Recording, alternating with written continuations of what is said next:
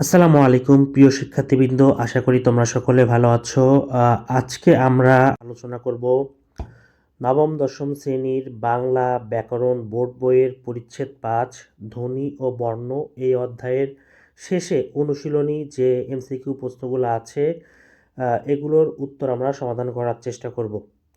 তো বাংলা ব্যাকরণ নবম দশম শ্রেণীর বোর্ড বইটি চাকরির পরীক্ষা সহ যে কোনো প্রতিযোগিতামূলক পরীক্ষার জন্য খুবই গুরুত্বপূর্ণ, কারণ এখান থেকে অনেক প্রশ্ন এসে থাকে।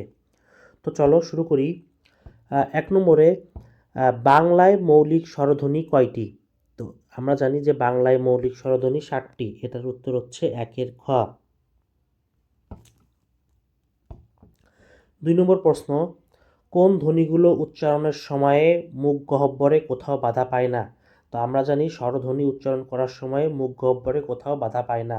অপরদিকে ব্যঞ্জন ধ্বনিগুলো উচ্চারণ করার সময়ে মুখ গহ্বরে কোথাও না কোথাও বাধা বা ঘর্ষণ প্রাপ্ত হয়।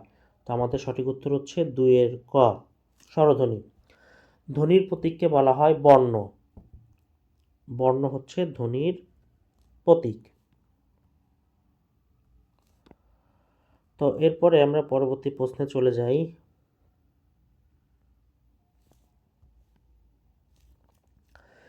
ব্যঞ্জনের সঙ্গে কার বর্ণ বা হর্ষচিহ্ন না থাকলে কোন ধ্বনি আছে বলে ধরে নেওয়া হয়? তো ব্যঞ্জনের সঙ্গে যদি কোনো কার বর্ণ বা হর্ষচিহ্ন না থাকে তাহলে অধ্বনি আছে বলে ধরে নেওয়া হয়। তো এটা সঠিক উত্তর হচ্ছে ৪-এর ক, অধ্বনি। ৫ নম্বর প্রশ্নটি হচ্ছে যুক্ত বর্ণটি কোন কোন বর্ণ দিয়ে তৈরি? তো পাশে যে যুক্ত বর্ণটি দেওয়া এটি হচ্ছে মূর্ধন্য স ও মূর্ধন্য ন।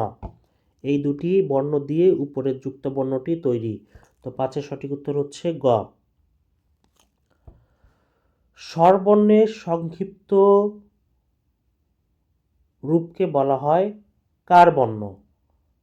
স্বরবর্ণের সংক্ষিপ্ত রূপ হচ্ছে কার বা কার বর্ণ। সঠিক উত্তর ৬-এর ক।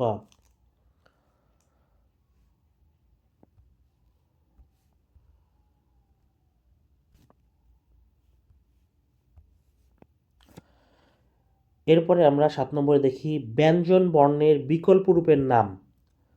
তো ব্যঞ্জন বর্ণের বিকল্প রূপের নাম হচ্ছে অনুবর্ণ। ৭-এর সঠিক উত্তর হচ্ছে খ, ব্যঞ্জন বর্ণের বিকল্প রূপের নাম অনুবর্ণ। আর ব্যঞ্জন বর্ণের সংক্ষিপ্ত রূপকে বলা হয় ফলা। আর এখানে বিকল্প রূপের কথা বলছে, বিকল্প রূপ হচ্ছে অনুবর্ণ। অনুবর্ণর ভিতরে ফলা, রেফ, বর্ণ সংক্ষেপ এই তিনটি রয়েছে। এরপরে ৮ নম্বর প্রশ্নটি হচ্ছে নিচের কোন জোড়টি যুক্ত বর্ণের রূপভেদকে প্রকাশ করে? তা আমরা জানি যুক্ত বর্ণের রূপভেদ দুইটি, একটি হচ্ছে স্বচ্ছ ও আরেকটি অস্বচ্ছ। তো সঠিক উত্তর হচ্ছে ৮-এর ক। স্বচ্ছ বলতে এখানে যে যে বর্ণগুলোকে দেখে সহজেই চেনা যায়, মানে যে যুক্ত বর্ণ দুটি দেখে আমরা সহজেই চিনতে পারি বা বর্ণগুলো সহজেই আইডেন্টিফাই করা যায়।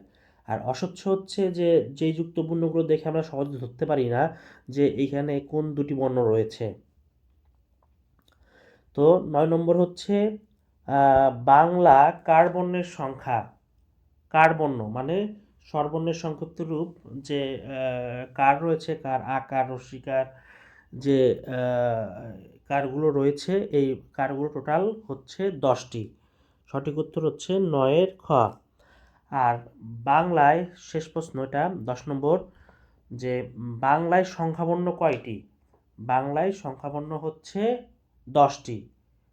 ১, ২, ৩, ৪, ৫, ৬, ৭, ৮, ৯ আর ০। এই টোটাল 10টি হচ্ছে বাংলা সংখ্যাবর্ণ। সঠিক উত্তর হচ্ছে ১০-এর গ।